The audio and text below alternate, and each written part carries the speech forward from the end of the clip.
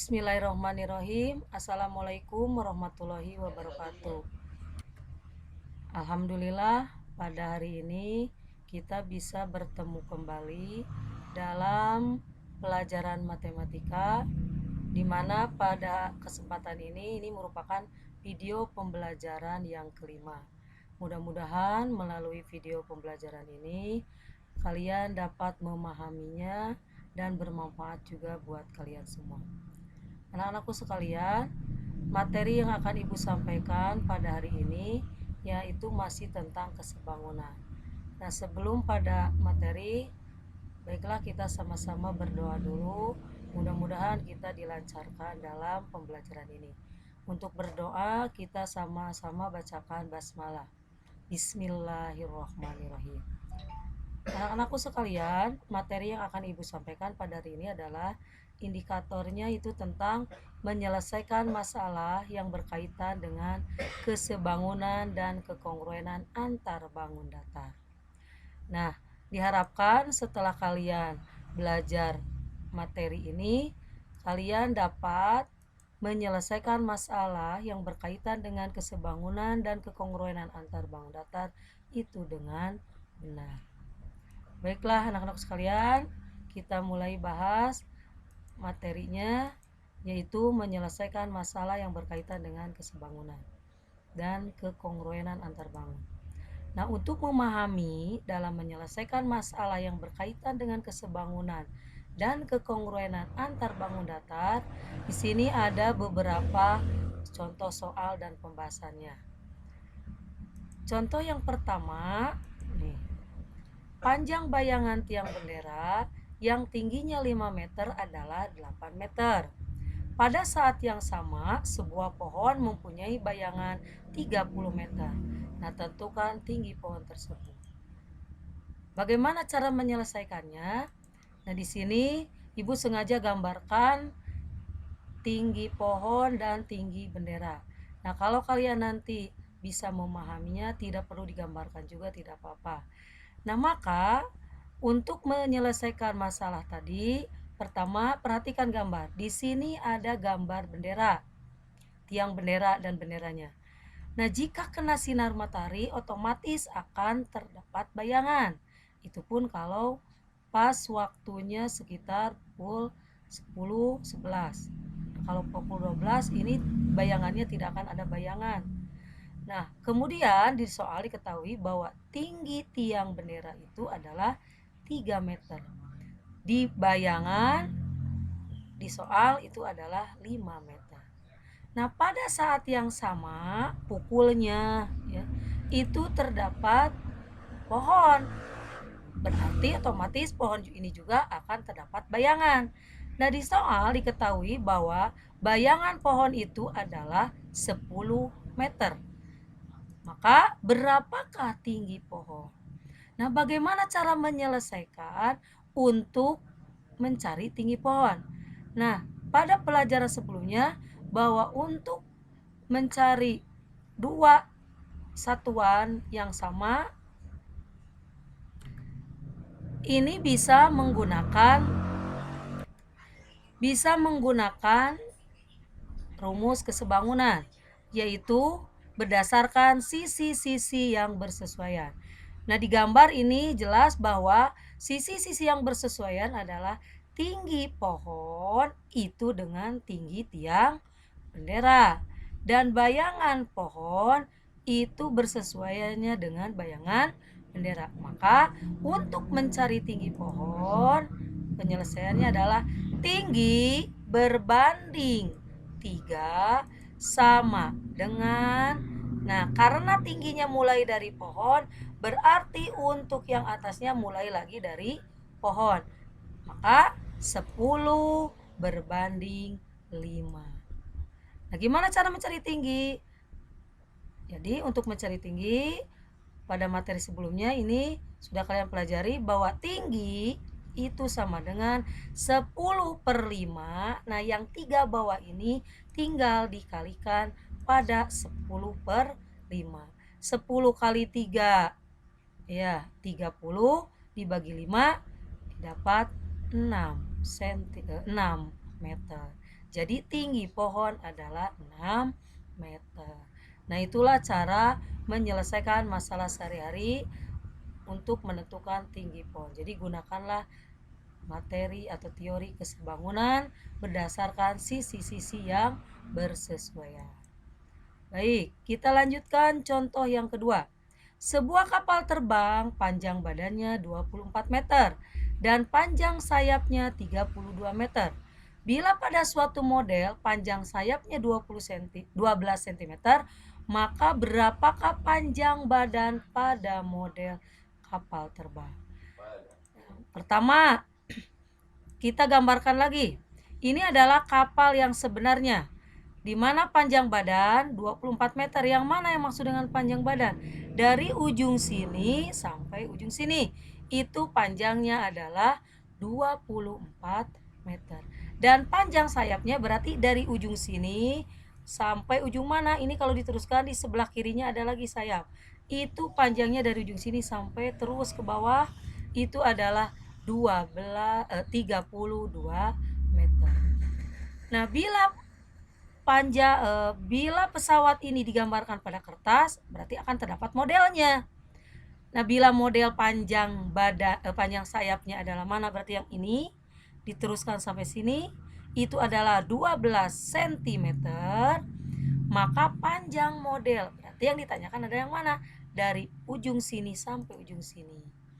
Nah, ini juga kembali gunakan ketentuan kesebangunan, yaitu sisi-sisi yang bersesuaian. Mana sih yang bersesuaian?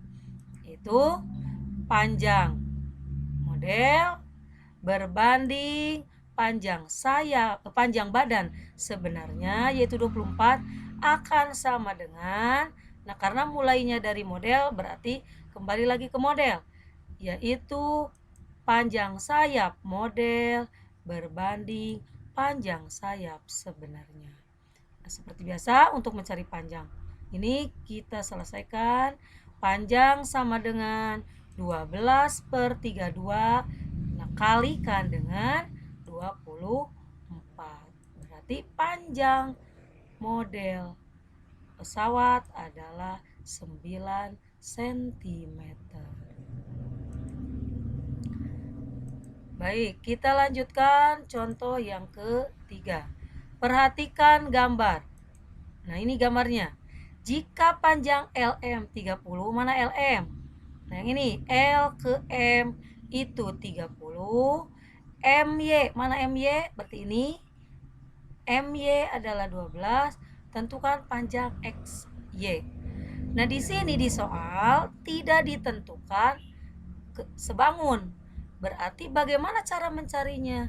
Nah, ini tidak bisa menggunakan kesebangunan dari dua trapesium NMYX dan XYLK. Nah, terus gimana cara mencari panjang XY? Perhatikan alternatif berikut. Nah, jika LM MY 12 dan panjang LM atau ML itu adalah 30. Nah, berarti kita cari dulu panjang YL. Bagaimana cara mencari panjang YL? Nah, kita lihat panjang ML itu 30. Berarti untuk mencari panjang YL, karena ini dalam satu garis, maka panjang YL bisa dicari dengan cara panjang seluruhnya, yaitu 30, dipotong oleh MY, yaitu berapa? 12. Berarti panjang YL bisa didapat, yaitu 30 dikurangi 12. Berarti berapa? 18 cm.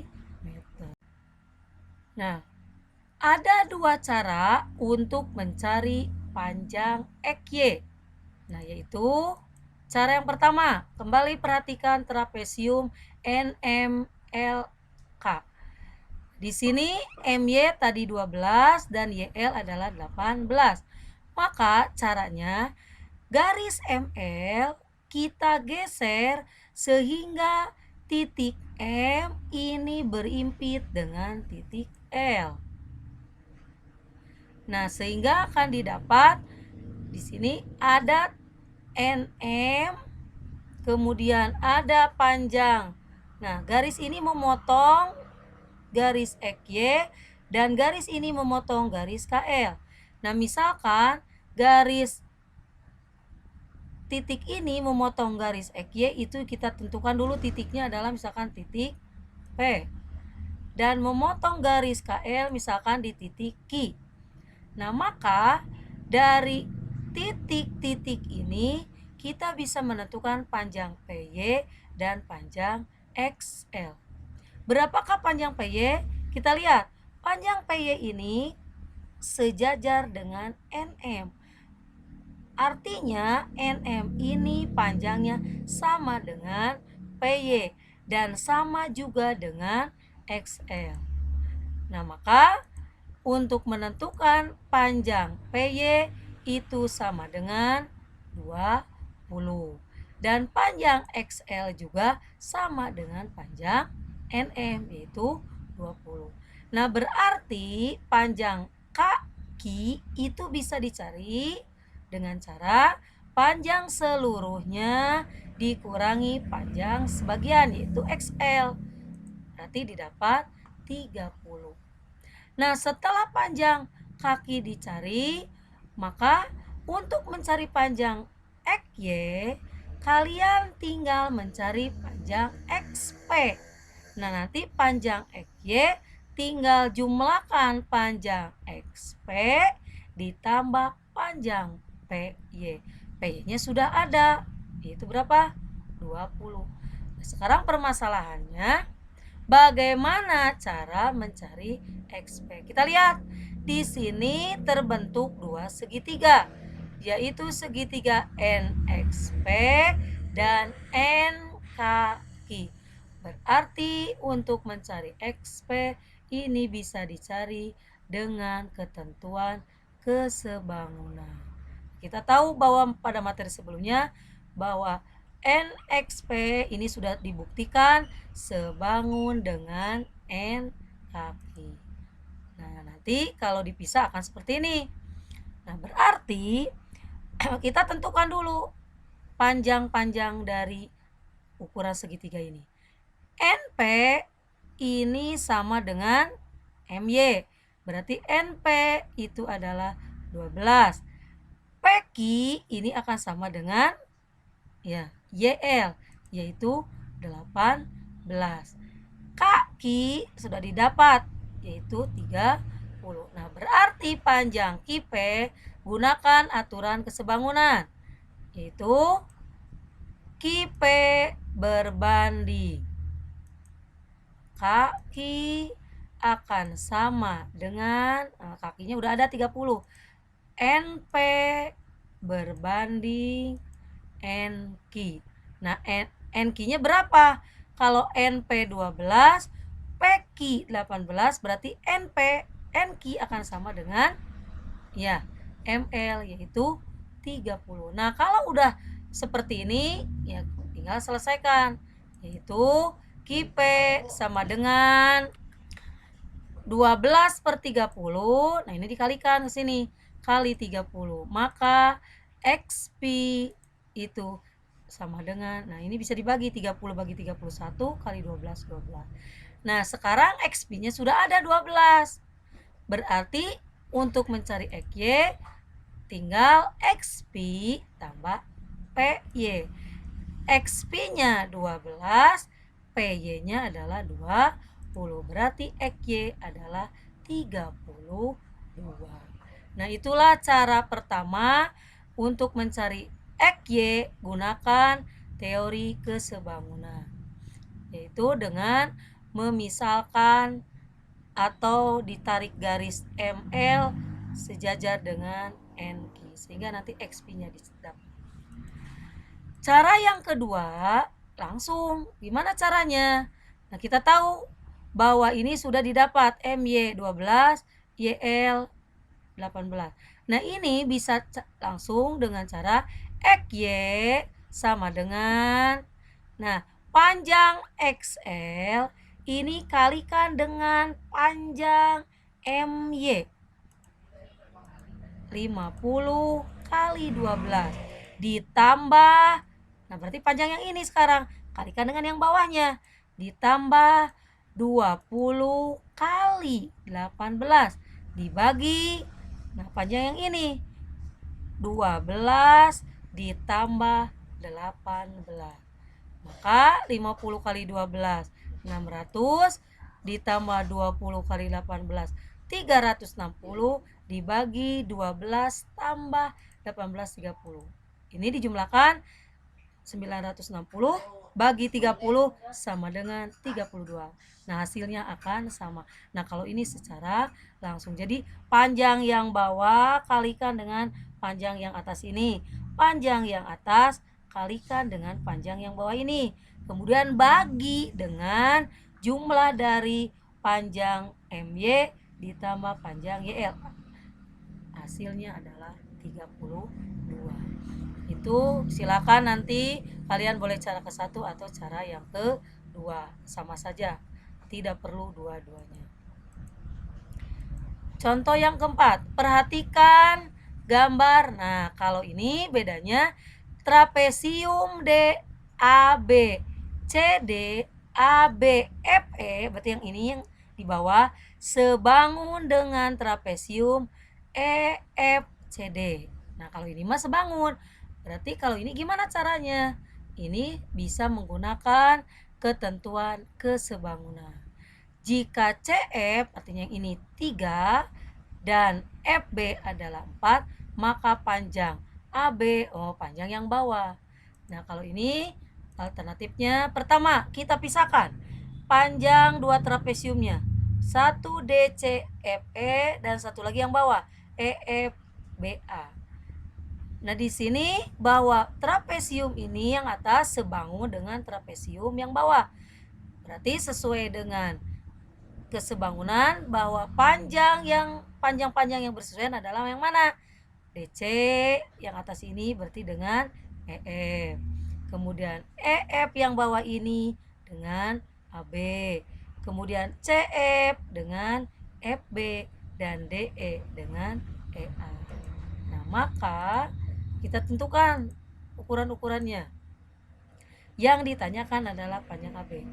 Nah, kalau langsung diselesaikan, panjang yang bawah ininya tidak diketahui, maka ini tidak bisa dicari. Gimana caranya?